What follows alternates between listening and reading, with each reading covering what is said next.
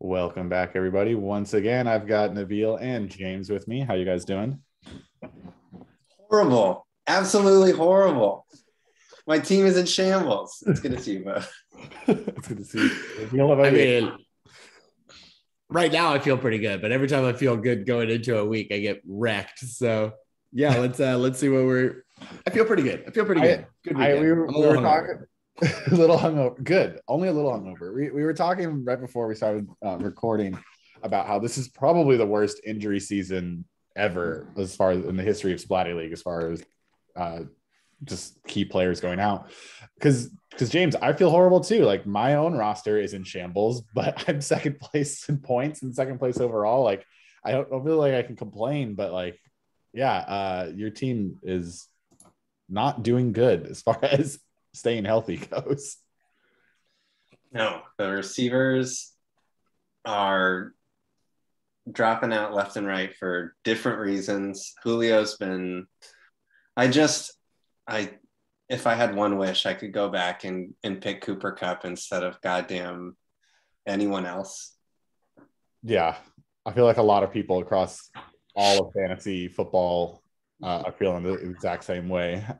Before we go too deep into it, though, I did want to, at least spend our mandatory 30 seconds talking about the 49ers. Nabil, thoughts on tomorrow night's game? Let's move on to next week. This is just a season to not. I mean, look, NFC West is just so good that like this year, I don't have any expectations for him. Like it's play calling's been just questionable, and we can just leave it at that. This is the least excited I've been for a primetime 49ers game in the last 10 years. I think I'll just put it that way. Like, yeah, this is the first time where like they've been given a primetime game or a bunch of them because they were supposed to be really good. And then it's like midway through the season and just like, great. Like I've never felt so whatever about the fact that like they're on national TV. Like even the Packers game, like I was like, all right, let's go. Like it's Monday night, but like it was, but yeah. All right. sad year. Moving right along then. You guys played each other this week. How are you both feeling about that? Well, we already heard that he's in shambles, and I'm feeling pretty good. But I feel like I can't. You guys must feel this way too, especially with the last couple of weeks. But like, you can't trust projections anymore because the NFL has been so bizarre. It's like unreal that people can underperform as bad as they did like last week, right? Like, what, maybe two teams were in the hundreds last week, but like, sure, I'm projected to win. Cool. I hope it happens. My players have the big name and power to do it. But for all I know, everyone's going to trip over a shoelace and just be done for the day. Yeah, 4 out of 12 of us went over 100. Antonio going big with the 150, but nobody else, and nobody else going over the 132 that Hunter put up. Which a 132 is usually you're thinking like pretty good chance you win. It gets you second place last week. So yeah, I don't know, man. The injuries are not fun, and the projections. I mean, we talk about this all the time. How Yahoo projections from ejections, they don't really mean much, but they mean even less, it seems like, than normal. James, in order for you to get a win, who are you hoping has I won't call it a breakout game, but like actually does well? Like who plays well in the scenario that you end up coming out on top? I need all three of my running backs to have multi-touchdown days. I think like made the move for Jones, need him to go off. Need Javonte Williams to snag all the touchdowns from Gordon. And then on top of that, I need like AJ Green and Jarvis Landry to have big days, which is asking for a lot. And then on top of that, I need Kelsey to have a big day, which hasn't really been happening this season. So yeah, Kelsey has not yet gone over 20 since week 2. Yeah. And well, I think like what's interesting is he's giving you the tight end numbers that you want. But it's like, Travis Kelsey. He's supposed to be a receiver. Yeah, he's supposed to be a little bit. I think for you, James, the big thing is like if Landry can just do Landry things and AJ Green can step in for DeAndre Hopkins in some fashion. But what's weird about Arizona is don't they also not have Kyler Murray this weekend? So then you're hoping whatever chemistry was developed with the backup isn't just for, Christian Kirk and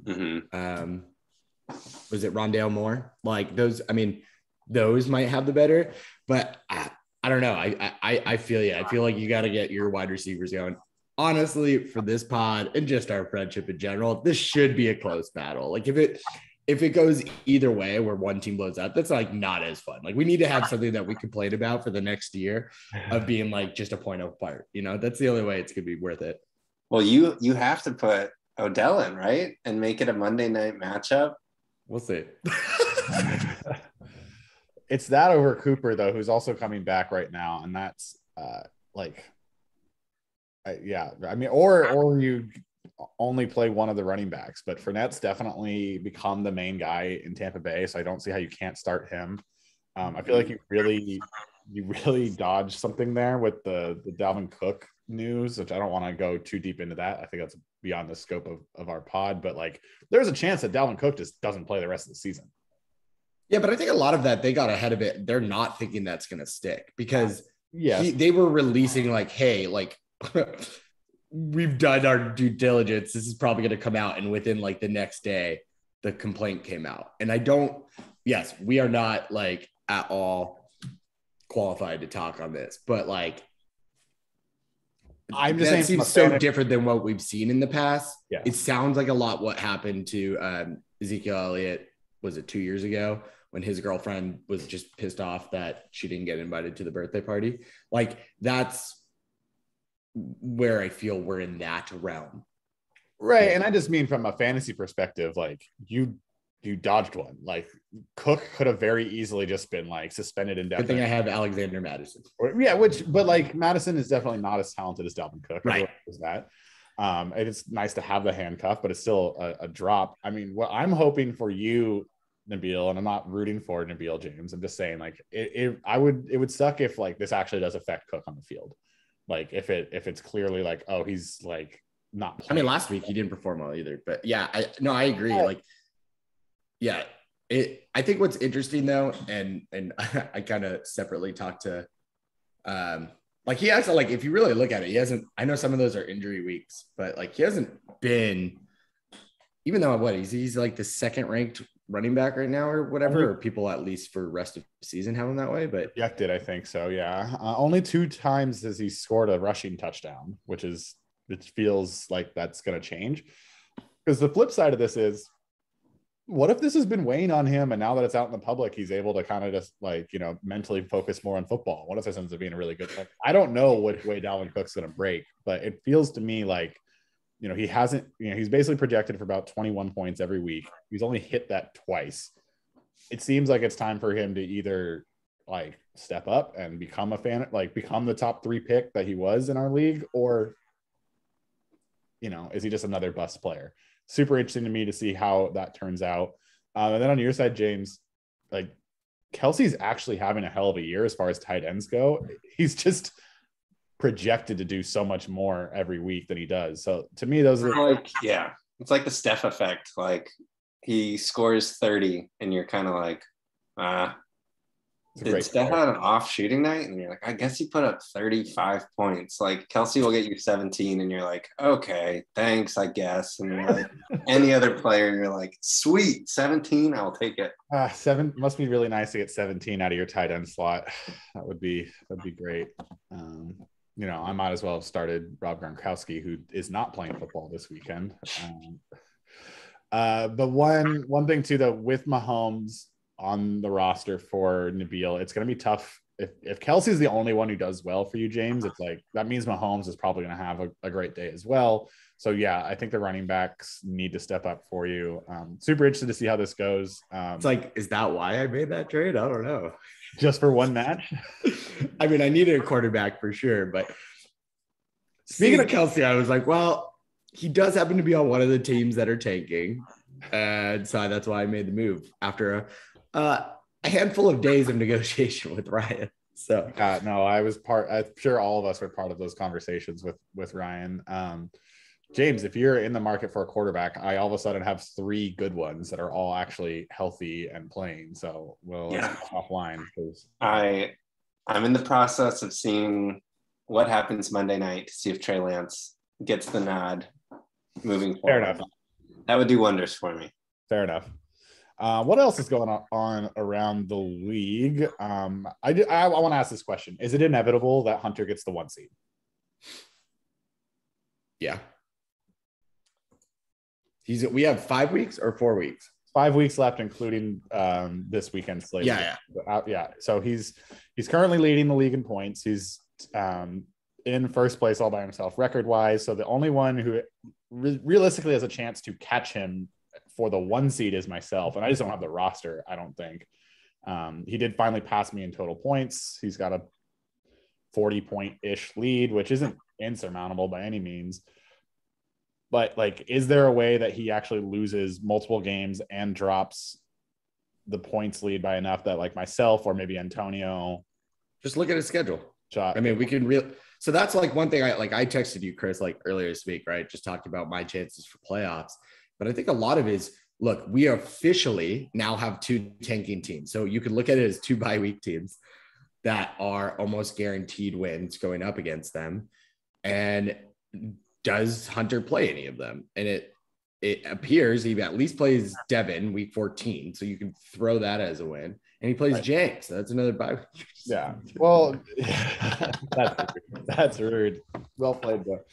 I mean, he's got Drew and Spencer to close out his non-division schedule. And then the division matches at the end are going to definitely make it pretty cut and dry, like who's going for it and who's going in the tank.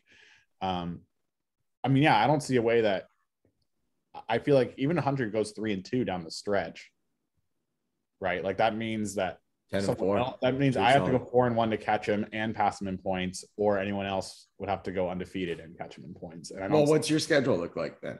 Again, you got to see how many of these bye weeks you're getting. I mean, I'm playing Antonio, which like, and with the awful start I had on Thursday, like I'm not expecting to win by any means. We finally play next week. Nabil. About time. Yeah, it literally is. Yeah, it's about as late as you. It literally as late as you can be. But then I am glad that I get the Rocha like my bye week early. And then what I'm hoping is I have the division title wrapped up before I play Kevin or Drew, and I can get kind of fun, have some fun with the rest the boys for the playoffs. Yeah, well, but the reason why I made the trade for Devonta Adams, the reason why I was in conversations for Aaron Jones, the 2 seed to me is just as good as the 1 seed. It's right. Not like it's it'd be nice to it kind of pat myself in the back if I was able to catch Hunter. Great, cool, and it would be awesome to get the free entry with the most total points. But really, like getting that 2 seed just means you have to win 2 games to win a Splatty Bowl. So that's the goal for me. But I do think it's inevitable that Hunter ends up as the 1. Correct? Like, are we kind of in agreement there? Feel no way. Yeah. Who else then? And I know we'll have to look at the schedule, but currently looking at the standings, like who else are your favorites to make the playoffs as it stands right now? Anyone. Like, I mean, yeah, I think this is what's crazy, and we've been talking about it since the beginning, right? So like, okay, without the 2 quote unquote taking teams, like again, I'm gonna keep going back to our conversation. I said at 4 or 5, and like this is stupid, but as long as I can like run the table, which I think I have a team that every week can do it, right?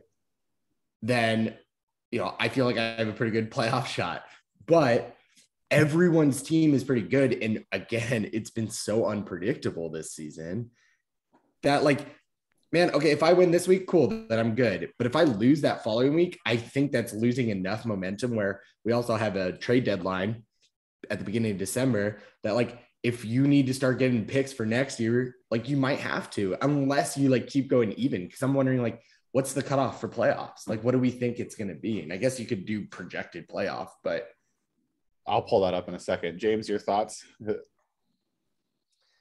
Yeah, it's just crazy. Every week I look on Tuesday morning to be like, all right, like how did the matchup shake up? How does it change the conferences? And I'm like, every week outside of my own division, like everyone's a game away from first pretty much. And I think I'm just excited for like the gauntlet of the final 3 weeks of just nothing but division matchups, because I think like with how crazy injuries have been and like how teams change game plans for like actual playoff pushes, like Yeah.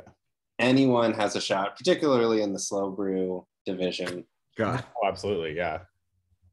Like it's anyone's game. Like there's no way to like pencil anyone out besides Devin And Rocha. and Rocha. Totally with you on all points. I feel, and again, only because I'm a game ahead, I feel very lucky to be there. Like I feel like I've had the inside track for that 2 seed. Like all I have to do is keep winning, which Antonio I think is going to knock me off of that this week. And he's so close to me in points, he might actually steal that inside. He's going to steal that inside track for me for the 2 seed. Except we'll be tied in games, and then one drop and you're done. But as much as like I'm going for the 2 seed, like I don't feel confident that I'm guaranteed a playoff spot. Like I could absolutely be that 88 who trades away a second round pick and then doesn't make the playoffs. Really hoping that doesn't happen. But I also think that I'm bolstering the roster trying to get there. Currently, the Yahoo projections, and again, projections, see it kind of breaking where it's like Spencer and Antonio going on runs to get that 2 and 3 seed. Again, this projections are funny. Like it never accounts for the fact that like you might have people on your bench, or like if your kicker has a bye that's just like 9-10 points that just aren't projected for you. Like for a long time when I had I can't remember what's his name kicking for Indianapolis, he was projected for 0 points for most of the back half of the season. So I was projected in the standings to be like to only finish with like 5 wins because I didn't have a kicker. So here's where we are right now. It looks like that 500 mark is going to be right around where the cutoff is, which is, we have an extra game here. That's typically right around where it comes out anyway. It was right, 7-6. It didn't guarantee you a playoff spot before, but it was a pretty good indicator that you were in. Now it seems like it's right on the cusp where, 7-7 is the 5 through 8 seed. So yeah, winning record should get you in.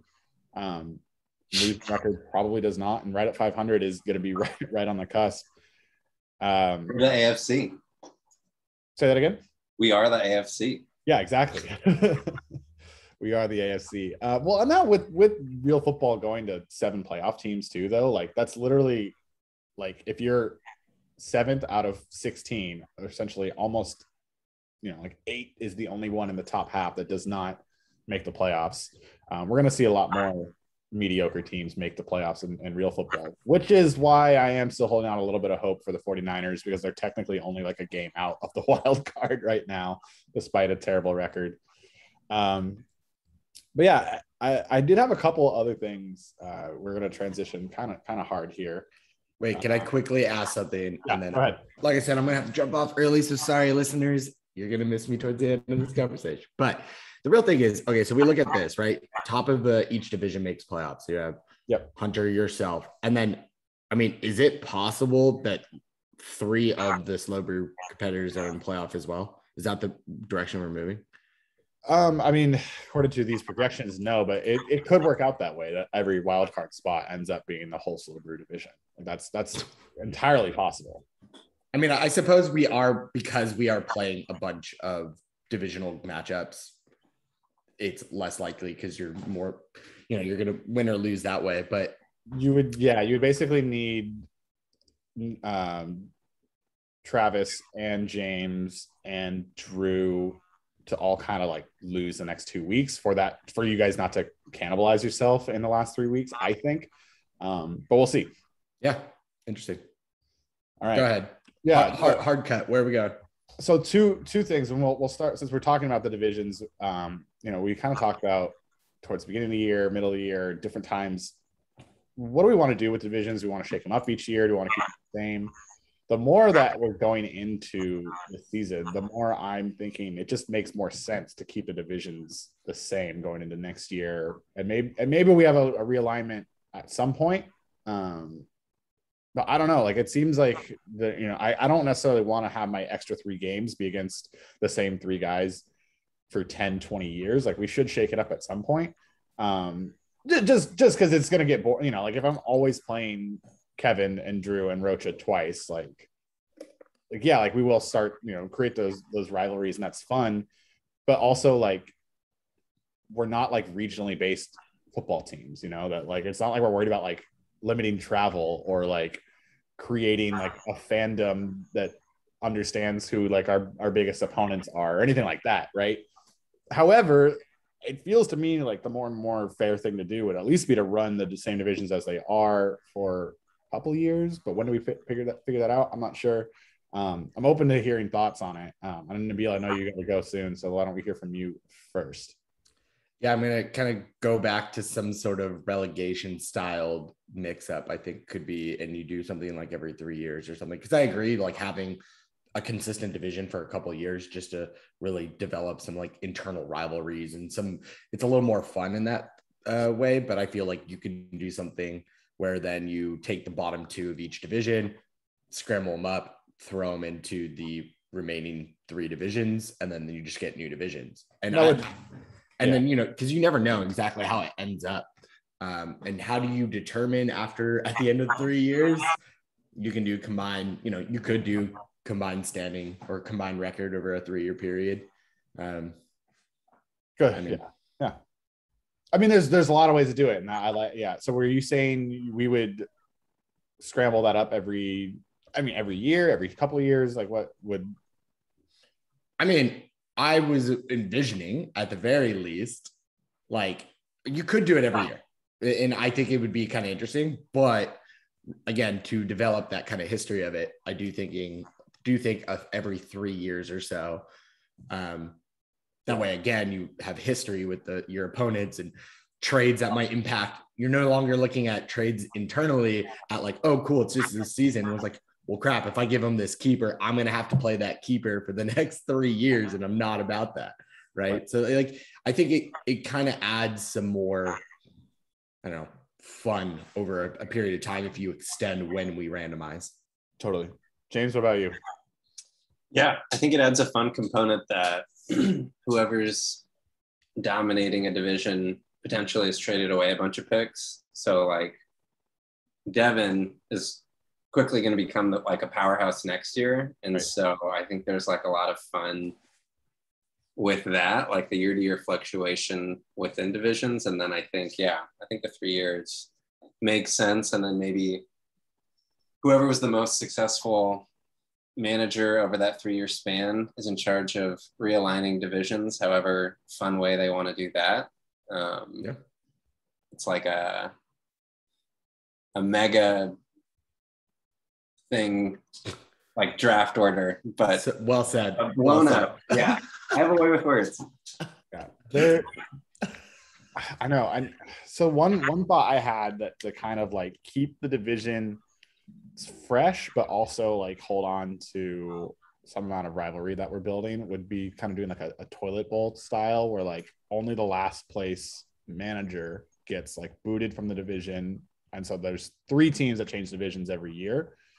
However, James kind of accidentally brought up a good point that's like makes that not a great idea. Like, so Devin just ends up either in the Slow Brew or Spikes division, like with a ton of picks going into next year. Like, I don't know if that's fair to know that if we're going into, because Devin's probably like, there's no way Devin catches either you or Travis, right? Like he's basically losing on purpose. He's 3 games behind. Like there's no way he doesn't finish last. But I think that'd be kind of a fun way to keep.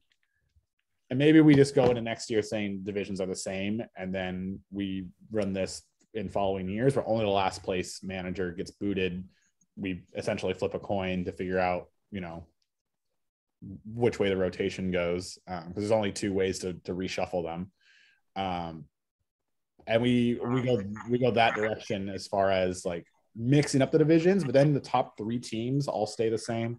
I don't know. I'm open to hearing options. If anyone listening to the podcast has ideas on how we do it or how we should do it, like shoot them to me. Because I think the division aspect is making this end of the season very fun and different. But I don't want it to get stale, but I do want there to be some sort of importance to the division matchup. So I don't know. I'm open to hearing all options, and what both of you guys have said, like I love the idea. We just got to kind of pick one and go with it. My idea. Your idea is yeah, it's I mean, it's similar to what, like, I mean, mine is, we're all talking about some sort of form of relegation of the last team. Move it a little bit more often, but like, yeah, anyway. The other kind of league altering idea that I wanted to throw out here, and neither of them neither of you two have heard this. I haven't actually shared this idea with anybody, but we've talked a lot about, like, okay, do we add receiver? Do we add a flex? Like, I've bounced the idea of like changing our flex to a super flex to people. I do want to keep the scoring relatively the same, right? Like, I think it's nice that we can look back, and we'll see later, Nabil. So James, this will just be you and me, and Nabil will have to listen to hear what the actual idea is. I feel like and it's weird that you and Nabil both are actually starting 3 running backs in your matchup, which is not typical for the way the league has been going. I feel like if there's going to be any roster change, I would like to propose that one of the 2 running back slots becomes a running back receiver spot. I think that more accurately reflects the way that the league is going. It more accurately reflects the way our league is going. I would have to actually, check and see, like, okay, who is filling those flex spots every year, every week. I'd actually be really curious to get the data on it to see if I'm right, but it feels like 5-6 years ago that flex spot was usually a wide receiver, but maybe 40% of the time a running back. And now it is like 80% of the time it's a wide receiver.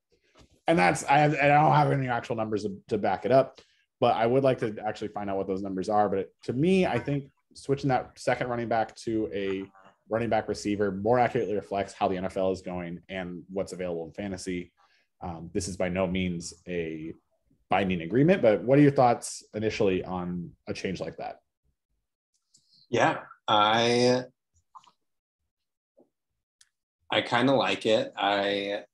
It changes like so many things: draft strategy, keepers, trades are going to be so much different. The first round of the draft will look so much different because you're not reliant on having to fill 2 spots, potentially a third.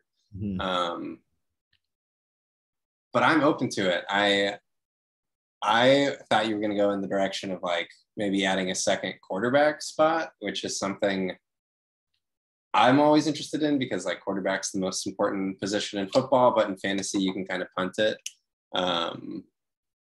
But yeah, that could be interesting. It would have to happen like years out. So yes. Keepers and all of that. But I think I could see that being the way fantasy goes, considering so many teams are going running back by committee.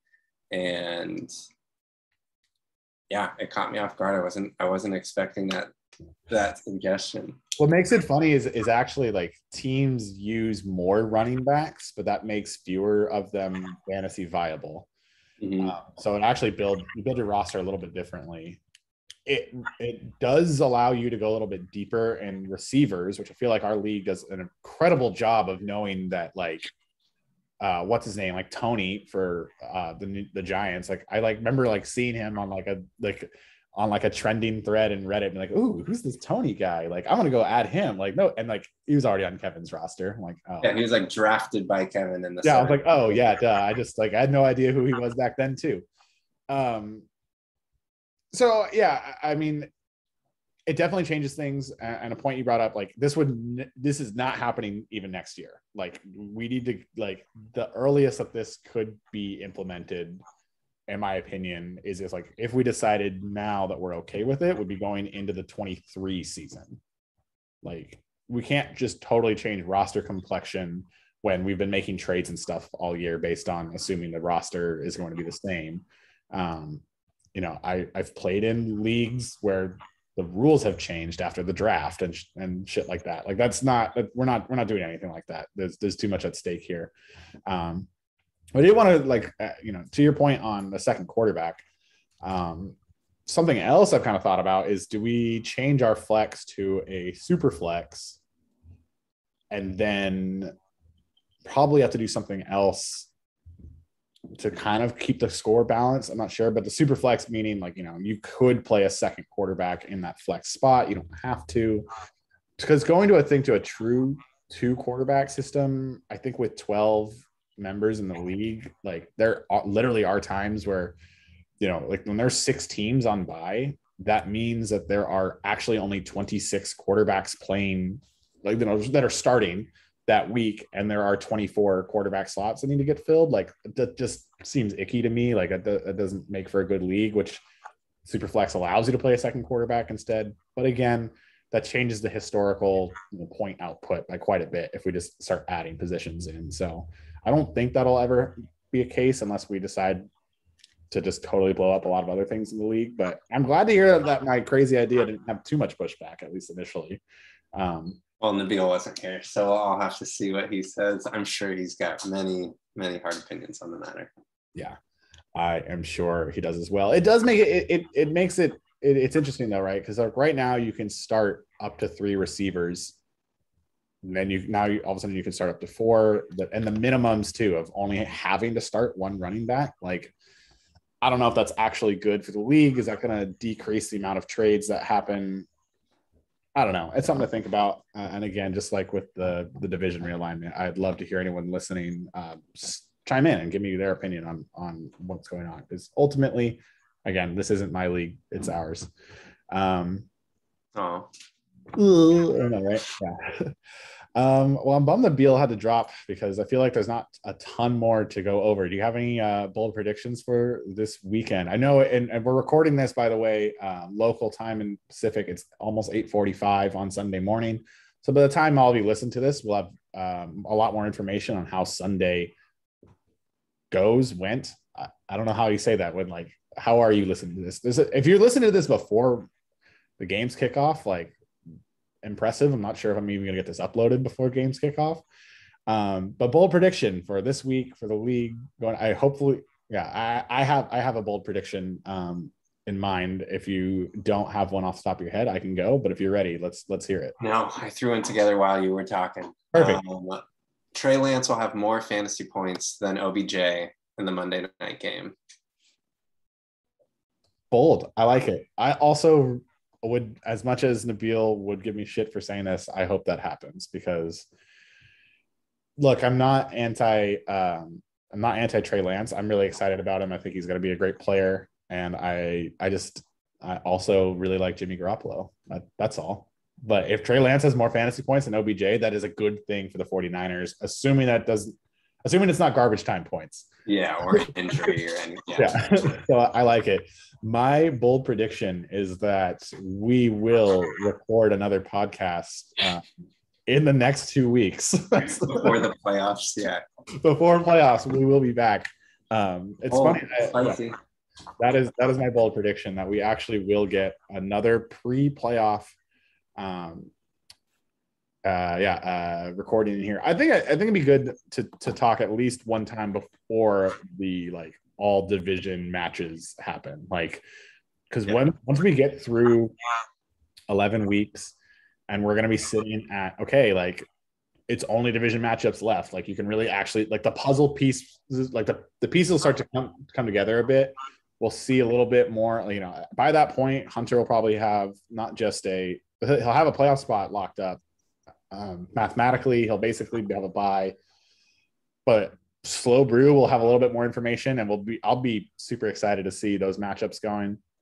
And then Spike's division too, we'll see, is Drew gonna be able to overtake me in the next couple of weeks? Mm-hmm. Is Kevin gonna stay in the hunt for a division title? They play each other in that week 11, which is going to be a critical battle, I think, to who has the inside track for playoffs, assuming that, if Kevin can win a couple times and either stay, just a game behind, or Drew, there's a whole bunch of stuff that it's going to be super interesting going into those division matchups. And so I'd love to do a preview show during that week. But yeah, that's all that I had. James, I'll give you the final word before we sign it off. I don't have anything except I've wanted nothing more this whole season, not even trades, draft picks, than to just beat Nabil this week. But really, I don't need to make the playoffs. a win would suffice. Perfect. We'll end it right there, and I completely understand. Hopefully, I can do the same thing next week.